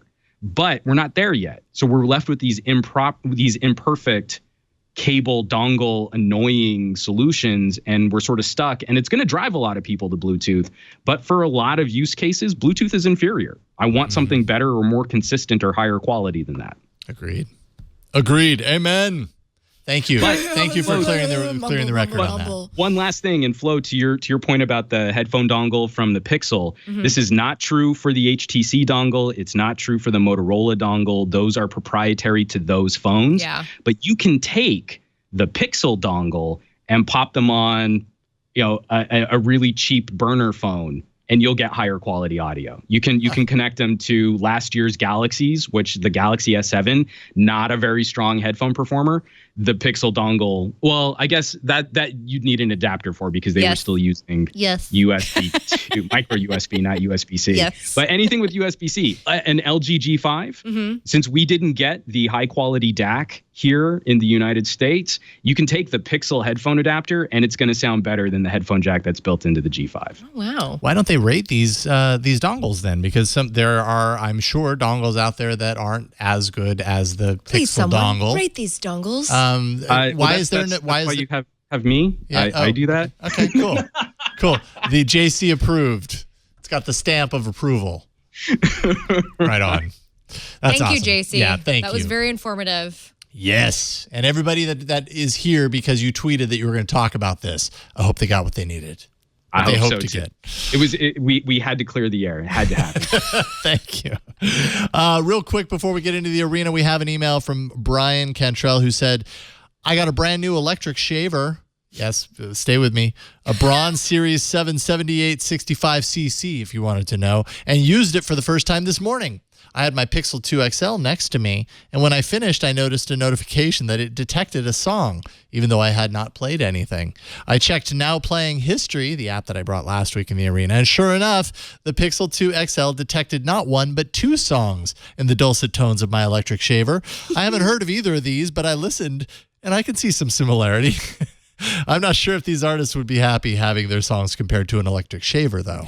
Icon for Hire off with their head, I'm assuming. Probably. And Keys and Crates, I just can't do something because I can't see it because it runs off the screen by Solo and Scripted. So there you go. Songs that that sound like shaver songs. What does that say about? I don't know. That's an interesting mistake. So there really are subliminal messages hidden in our music. Yes. And Or the machines subliminal are now just messages finding them. hidden in our shavers. What is the language that we've been missing for so long with our electric shavers? We didn't know they were talking to us. Now we know. Thank you very much, Brian, Great. for sending that in. Now the shavers are after us too. Yes, let's take the tinfoil hats off because it's I, time. for one, welcome our new robot overlord. The shaver, our prescient shavers. It's time for the arena, Victor. So many enter, but only one lives. Android Arena. All right, last week's poll and the results are in. Okay. We'll take a look, and Bat On wins at 38%. Very Go me. good. Go you. Thank you everyone for voting. Right on. That was Flo's app, 38%. Hey, look at you though. You're I number know. 2. Hey, I got a number Hey, 2. You good know, for you. Wanted number 1, but that's okay. I'll take number 2. It's better than number 4. Now Playing History gets number 2 at 25%. 8-Bit Photo Lab was Ron's app. It came in at 19%, third place. And then Showcast was the 4th app. Hey, look at the leaderboard. Martin's Look at the leaderboard. Look at the leaderboard. Leaderboard. What's going on this week? Let's see here. Week 46, Flo in the lead, 125. Ron XO at 120. Guess at 110. And me at Thank you, 108. Wade County. I'm very far behind. Thank you, Wade County. You can for catch up though always. this week. You can catch up because We'll see. I kind of went with a safe pick this week. I know, but I you know what? You deserve this. You you deserve the safe pick, whatever it's going to take to drag you back up. Let's see here. All right. So I was a big So you're fan. going first. I'm going to get it out of the way. I'm not going to spend too much time on this because you probably all played it by now. But the sequel to Monument Valley is out now. If you didn't know, it's $4.99. I was a big fan of the original. I don't complete many games on mobile because I get distracted and I move on. But I definitely completed Monument Valley 1. And went out of town for the weekend. And so on the plane there and back, I was kind of playing through the levels of Monument Valley 2. I'm going to go ahead and start over on this one to kind of show it off. Now, it's similar to Monument Valley 1. Obviously, they'd be kind of crazy to go too far off the beaten path of what they showed in the first one. Oh, that's right. There we go. But what's a little bit different here is that there are two of you now. There's the mother and the daughter, and it kind of becomes a little bit more complicated because they get separated, and I think you'll see that here soon. Let's see here. What do I do here? I'm trying to remember what I do. I did this on the plane. That was so long ago. Wait a minute. Why am I suddenly now stupid? You're not. I Say that. can't remember what I'm supposed to do. Oh, wait. Never mind. Those are steps. So anyways, travel through this deep dive of stupidity with me. Okay, so here you go. We'll go up here and you'll kind of see the landscape. And I think, if I'm not mistaken, it kind of separates you. So we'll go ahead and go over here and take that up. And you get split. Now, that was really easy, right? But in other levels, they get split, and you have to figure out in which order you move the mom so that the daughter can also move in an opposite direction. It's kind of like they're working together, but they're obviously operating on different aspects of the game. So it takes a little bit of time to kind of try and work with it and figure it out. This is, of course, what Monument Valley is really good at, is playing around with forced perspective. And so go like that. Then I'll shift this around, and there we go. And I can talk to whoever that is. Anyways, you guys have probably played Monument Valley before. I don't need to show you a whole lot about Monument Valley 2, but I will say that it's a lot of fun. The same gaming elements, everything that you loved about the first one, you're going to love about the second one, and it adds that nice twist of having the two different players, two different characters in it that make it a whole lot more difficult depending on the level that you're at. What a nice animation. And yeah, I mean, the thing I love about it is like the puzzles designed. The puzzles are difficult, but they say hypnotizing in this promotional video, and it really does kind of lull you in. It is a very hypnotizing game. The music, the kind of I don't know, the whole experience is very soothing. So it's a lot of fun, and you should check it out. It's called Monument Valley 2. If you're looking for a good game to kill some time, this is it. Well, and also just love that it's a pay up front game. Yep. Oh, Yeah, absolutely. I know. More of these, please. Just Totally agree. You pay the $4.99 up front, and that's free. it. You move on, and you just get to play it, and you don't get bothered the whole time. So, pretty great stuff. All right. One, I will go ahead and show off your app. I have it installed. great. I don't know if I needed to set it up, though. I just installed it, so I might. So you might not be able to show off a whole lot, Yeah. and you probably shouldn't, because I was also thinking I could send you some screenshots, but my app has to do with like banking information. Yeah. So you probably don't want to. I'm gonna go But ahead my and set it app up. Yeah. is Acorns, and there are a couple different services that do this, and then also a lot of banks and credit unions are starting to try and play in this space too. It really bothers me that a lot of reviews have been calling this like, oh, it's the investing app for millennials. No, I think anyone who's looking at trying to dip their toe into some kind of money management or some kind of low risk investing will probably like this. And the big hook for Acorns is this is a spare change investing app. And so you can throw money at it. You can put in a big deposit. You can set up monthly deposits if you want. They recommend, you can give us $5 a month and we'll put this into different markets and we'll invest it for you. But I'm really terrible at managing this kind of stuff. And so I've been giving this a spin for about 4 months now and just doing what they call roundups. So whenever I go out and I buy something with my debit card, it automatically rounds up to the nearest dollar, collects all of those little micro charges into one big batch, and then it sends off, I think, a $5 chunk whenever I reach that $5 tier. And you can kind of set this up for different, like if you want to invest really aggressively, if you're looking at something really low risk, and you can set your own goals for how high you want to go. I think if you're the type of person who has a couple $1,000s looking to invest, you'll probably want to go to a more traditional money market kind of solution, or again, something through a bank or a credit union. I'm a big fan of credit unions. Support your local credit union. But this is, again, for people like me who I'm not quite as savvy at handling that kind of cash or trying to handle those types of money solutions. So far, in the 4 months that I've been using it, my dividends and my returns on the paltry sum of money that I've contributed just through these roundups is already doing better than if I were just socking money away in a savings account. So it's a great little service. It's really easy to get into. And then you can also, they've got partnerships with a bunch of different retailers. I think Blue Apron is one of them. So if you buy through Blue Apron and tie it to your Acorns account, you also get like a little money boost. They'll put $5 into your account or something like that. I can't remember. I haven't actually linked up at the time that I've been using them, but I think they use Groupon, New Balance, Airbnb, all have partnerships with the service too. So it can be a handy way to kind of get you into investing, get you into saving money, or you want to set a goal. I'm going to be doing a full workstation computer rebuild, and I'm kind of using this to sock some cash away so that I can save for it without it just being in my savings account or in my checking account where I know I'm going to, I feel like buying something frivolous today. I'm just going to dip into that fund. This is a little safer for me in keeping that money separate from the rest of my banking and credit cards. Nice.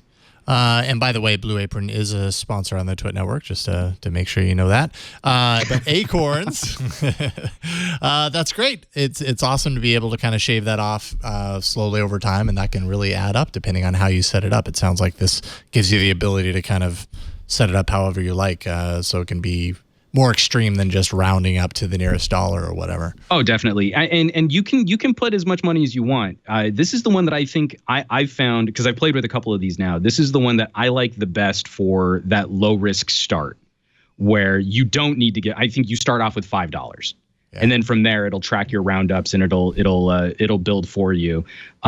If you're the kind of person, like I said, if you've got more money to kick this off, I would definitely recommend going with another type of service, like a more mainstream kind of investing solution. But this has been so much easier and so much less intimidating to get into, that if you're a person like me who are in that kind of a boat where you kind of need training wheels to get into this. You're not just instantly going to jump in front of, triple monitors to go do your day trading every day. Then I would highly recommend checking this one out. Nice. Awesome. That is Acorns Invest Spare Change. And that is, well, is it free? Is it a free service, or is there a monthly fee for that? There are fees associated with it, but I think the fees for this level of investing are lower than if you were, again, starting off with a small sum, but going through a bank or a credit union. Right. The fees would hit you a lot harder there. It's when you start climbing up into $1,000 plus that you're going to have to do the math on what makes more sense for you. But that's also why I don't really feel that this service is geared towards that person who has a lump sum investment to start. They're really looking at this as that micro transaction. It runs in the background. You can be pretty hands off. You can be as hands on as you want to be. You can dig into the minutia of what markets and what your investments are doing, or you can just go, oh, well, I had a cup of coffee today, round up that 27 cents and put it on my deposit later this month. Right. Yeah. It says here $1 per month for accounts investing less than $5,000. After it grows past $5,000, switches to 0.25% per year. Which then at that 0.25%, you do want to look at what can you get through your normal banking institution. Right. I think at that point, you've got pros and cons that you need to decide. But I haven't found anything that, again, for the low level, small sum, I haven't found anything that hits you less hard on fees for that kind of money management. Yeah. Awesome. Great pick. It's called Acorns. Sorry. All right, Flo, you are up next. What you got? So I've been trying to build up my arsenal of apps to bring into the arena, and one particular category of apps that came about were apps that help people with who need help accessing other parts of life. So one particular app, which is the one I brought today, is called Be My Eyes. It's a free app that essentially lets you be eyes for someone who is either blind or visually impaired. Oh, wow. So if they're having trouble reading the label on something or like telling between colors, all they have to do is essentially, it's the equivalent of basically FaceTiming an anonymous person, and then you respond, and then that's it. They go back on with their day, and you go back on with your day. So it's an exchange network. You can use it. Either. Oh my goodness, this brightness is so high all of a sudden. There we go. It's okay. We can try again, Victor. There we go. So it's really, goodness, let me do that one more time. Sorry. It's like you're all the way at the bottom of I know, that brightness and thing. I just don't understand. That's Okay. crazy. So as you can see, there are a lot of volunteers, a lot of people who are using this, it says, or at least that's what it says on the counter. You can sign up with by making an account, or you can sign up with your Facebook account. There are very few settings. You can choose if you can help in other languages. Maybe you speak fluent Spanish. Maybe you're like me, you speak fluent Romanian and you want to help people out who might need it. There's a quick little video that you can watch to learn how to answer a call. So what it's going to do is we're going to do a quick little demo. So I'm going to lock up the phone. And it's supposed to start vibrating. Okay, it's not vibrating because I put it on Do Not Disturb. Good call. Good call. So I'm going to unlock it now. Hey, there's a test notification, so I can answer the call. And now it's just like the test video to show you like it's how you're supposed to help. So, I mean, nobody's called me yet for help. But I am standing by if you need me, and it's not intrusive at all. It literally just lives on your phone, and if somebody calls, you'll get a vibration or a ringer just as you would somebody calling you, and if you can't answer it, it's fine. You can just ignore the call like you would ignore anybody else in your life calling you on the phone, and it'll find somebody else to pair them up with. And you just talk with whoever's calling, and they might have a question for you. You answer through voice. Oh, okay. So it's not video. I guess when I saw the video playing, I was like, oh, suddenly video call. Yeah, it'll you answer through voice, which can seem strange. But, if you're interested in doing this, I would say it's not that strange. And, in life, we all have to rely on a little help from our friends. Yeah, yep. So, and you know what? I thought what a nice app to bring into the arena just to show some of the nice stuff that exists in the Play Store. Because this is just really nice. And in the midst of all the bad stuff, sometimes it's just nice to know that there's still people out there who just want to help each other. Yep. Be My Eyes. It actually reminds me, God, it was a few years ago at this point, there was an app. I think I brought it into the arena, and it was an alarm clock app where someone would call you as a wake-up call. Oh, that's a bit intrusive for me because I am I don't know you. I don't want to talk to a stranger when I'm just waking not up. first thing It's time to wake up, you. But this is the cool technology, yeah.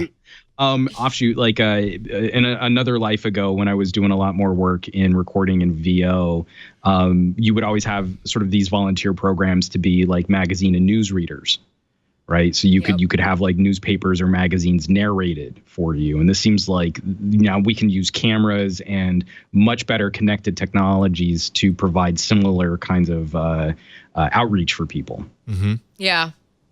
Absolutely. So if you need help or you want to help, just install it. Absolutely. It's fine. You just do it when you're feeling up to it. You don't even have to do it when you're not feeling up to it. Excellent pick. All right, so it's time. It's that time in Sprockets where we dance. No, it's time for you to vote. Twit.to/AAA poll 343 is your favorite app. Monument Valley 2? Is it Be My Eyes? Is it Acorns? Go banana. Yes. Yes. So I'm super, super nervous on this in that I have 2 wins from previous appearances, and I don't think I'm going to be able to beat Monument Valley. Oh, you'll be fine. I was really trying to rep for the guest. But I really like your app. I might start using it. I mean, just think about it. You're saving $2,000 at the end of the year. That's good pocket change. I know, right? I can buy some stuff. Not too shabby at all for just shaving little pieces of your. That's the beginning of a roof fund for some of us. Roof fund. You know how to party. Listen, this is what happens when you become an adult. It's true. Okay. It only gets more dull. It only gets more of that, Flo. I know. Twit.to/AAA poll 343, and you can place your vote. We'll check in on it next week. And that, as they say, is that. We've reached the end of the episode. We have. And JC, and at a formidable hour. Oh, I know. Yes. We always figure out how to stretch this to almost 2 hours these days. We're sorry. We're working on it. Love you. We're working. We keep saying we're working on it, but maybe this is just the length of the show. I think it's because it's the night show. Yeah, I know. We're just hanging out. And all right. Sometimes we've had a lot of We gotta let people go. All right. Well, JC. maybe that's maybe the show wants to be. That's kind of what it seems like. The show does want to be this length. No matter what we try, it ends up being this length. I mean, I feel like we need to have musical acts and stuff coming in because I have a 90-minute drive down to the new egg set, and this is the perfect amount of podcast when I'm driving, so I have no complaints. Nice. I actually hate it when a podcast runs out before I'm done driving because I'm I'm still in the middle of all this hell. I'm not supposed to touch the screen to select anything, but no, you're not. And sometimes music is just too much because it just, Yeah. And I don't want to start another podcast because I'm so close. Yes, because you're going to get engrossed. It's just it's engrossed in another narrative. And it's so hard. It's first world problems. He's listening to podcasts, Like, why do we do this to ourselves? Just kidding.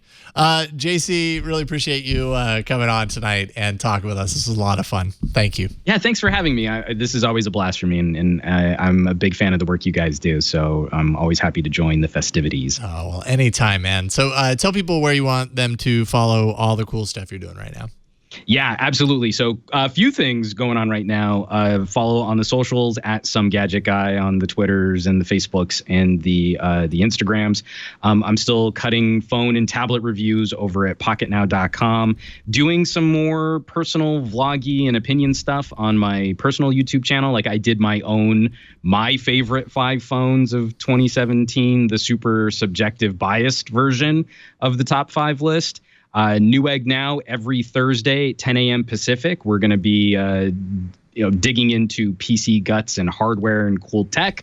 And we just kicked off a new podcast, me and my buddy Andrew, where we're starting an online book club called The Geek Book Club. So once a month, we're going to read a cool book and talk about it online. And if people want to join that conversation, they can find us on the Google Play and the iTunes podcast repositories. Right on. You're busy. You're a busy man. It's good to be busy. I like being busy. I don't like idle hands. Yeah, I hear you. Right on. Well, thank you again. We'll have you back very soon. It's always fun to get you on. Thank you. Thank you. Flo, what about you? You've been busy as well. I've been so busy. I just want you guys to know every bottle of this has like a rating of how much caffeine you're getting. It's a rating. There's 5 different versions. I'm in number 2, which is glowing. The number 1 is mighty. So you're one step away from mighty. My eyes are literally twitching right now. Oh my goodness! Don't drink that. No, this stuff is so good. Yourself? It wakes me up because it's winter now in California where it gets dark, and at like 4:00 I'm super tired. Anyway. But I drink all this because I'm doing so much work. You can read once in a while. I'm penning stuff for Android Authority. On here every Tuesday. I'm on the Material Podcast every Thursday. And I'm just on the internet at twitter.com/OhThatFlow, which is the best place to keep tabs on me. It is the best place. It's the best place to keep tabs on me. Ever. Yes. In the history of places. It is. Right on. Thank you, Flo. This is always a lot of fun. Thank you, Victor, for pushing buttons, doing your thing, and occasionally speaking on mic. Me. We're getting you on the mic more. It's happening. Yeah, no problem. And there we go. That's Victor, ladies and gentlemen. No Thank you. You can find me at I always almost do that. JasonHowell.net, yellowgoldmusic.com, which, by the way, you're going to want to check on Thursday. Oh my gosh! Is this your Taylor Swift moment? This is my... Are you doing are we gonna have snakes on Twitter? Like what's your animal? Don't put me on the same level as Taylor Swift because you might be horribly disappointed. We need an animal. Tiger. Everyone respond with a tiger emoji. Jason needs a squad too. yellowgoldmusic.com on Thursday morning. You're going to find something out. And if you can't remember that, just find me on Twitter at Jason Howell. I promise you, information's happening, and it's coming on Thursday. I'm so excited for you. I'm sorry. I'm excited, really too. Excited. It's been like 3 dang years I've been working on this stuff. But yes, it's right around the corner, and I can't even tell you how happy I am about that. But it hasn't happened yet, so I should stop talking about it. Best ofs. We do best ofs here every holiday season, wrap up all the best moments of all of our shows, and put out a holiday episode with all of those moments for the week that we're out. If you have a particular moment that you want to offer for any of our shows, you can go to twit.tv/bestof, and you can tell us what you know, as much information as you have or as little information as you have, and that's going to help us edit together a really fine episode for you at the end of the year. The more help we get, the easier it is, because these are not easy to put together. It's true. I mean, we've got 52 shows to pull from. That's a lot of shows. I mean, no matter what, I'm still probably going to sit down with the entire folder of episodes and scan through them, because that's what I do every year. And I look for moments that we're laughing. Oh, is it like going through wedding photos where you're like, oh, I remember when we laughed about that stuff? I'm scrolling the timeline. Oh, and then I go back and then I watch it and I go, oh, that was funny. Or I go, oh, that wasn't very funny. And then I move on. And then that's the best of episode. Anyways, twit.tv/bestof. But that is it for this week, for this show. Voicemails, 347-SHOW-AAA. Emails and video mail at AAA@twit.tv. Find the show on Twitter. We are at Android Show. We are also on Reddit. Thanks to Kyle D for maintaining the subreddit. It's twitaaa.reddit.com. Vote up, vote down, vote sideways if you can. Every app from every episode is listed at twit.to/Android apps. You can find show notes and past episodes, everything we talked about today at our page on the web. It's twit.tv/AAA, and find our episodes wherever you find podcasts. We're everywhere. And you can catch us live every Tuesday starting at 5 p.m. Pacific at twit.tv/live. That's it for this week. We'll see y'all next week on another episode of All About Android. Bye, guys. Woo-hoo!